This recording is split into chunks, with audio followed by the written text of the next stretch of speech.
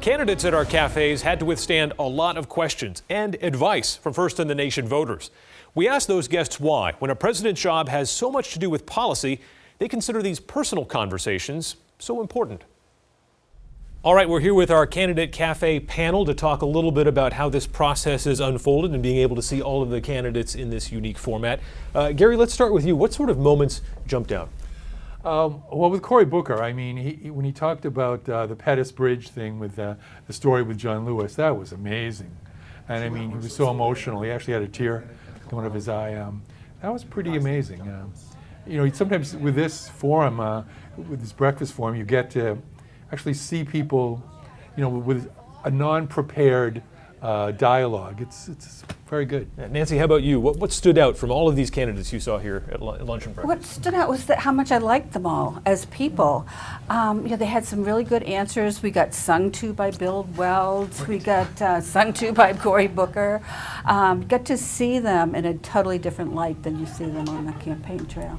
Karen, how about a moment for you? I would echo that. I think that it is extremely important to see these people, not as politicians or candidates or anything, but as real, genuine people.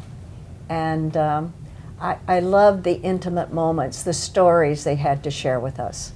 How about Lauren? How about you? Seeing all of these different candidates, who stood out? It's Bernie Sanders was certainly an interesting one to hear from, particularly because we saw him the week before he went into the hospital and had the opportunity to interact with him and kind of see all of his passion and energy, and then to see a couple days later that he had gone into the hospital for medical issues. But overall, what you really see from these candidates in a forum like this is something that is a bit more personal and far less policy driven, and it really, to the points that they made, it's fun to see these people as actual humans. Yeah, Gary, back to you on this one. What is it about this, sitting down at a table with somebody? I mean, you might get one impression on TV, and it's almost like it's totally different sometimes in this format. Well, this is so unprepared. I mean, I thought even with the Duval Patrick, when he talked about growing up and the incidents that changed his life and caused him to, you know, to really be a success and grow and then be this politician who was doing great things in Massachusetts.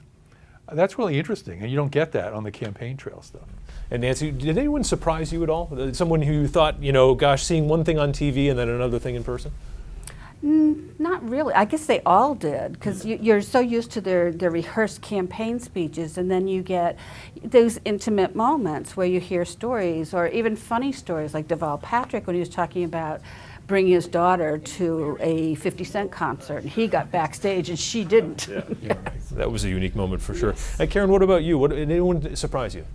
I think Andrew Yang is probably one of the biggest surprises, because I don't think the debate does him justice. And to meet him in person and to talk with him in person is just such a totally different expression. Totally different person. I felt that about a number of the candidates. But one thing I would say, Cory Booker has always been a person to me. He's never been a political candidate. He's always been genuine and himself. That was very interesting. One thing that's interesting too is seeing these candidates. Sometimes they order a lot of food, right? And they don't realize that they're going to be. It's like the fork gets this high, and then they're like having to put it down. Lauren, how about you? Did any of that humanity come out for somebody that you didn't expect to see? It was interesting with Pete Buttigieg, hearing him talk about driving with his dad in a Chevy Cavalier, listening to CCR in the morning on the way to school. Like, things like that are fun, and I wouldn't have expected that a guy from Indiana running for president would harken back to listening to CCR with his dad as moments that he remembers from way back when. We invited the major Democratic Party candidates actively campaigning in New Hampshire to join us for our Cafe series.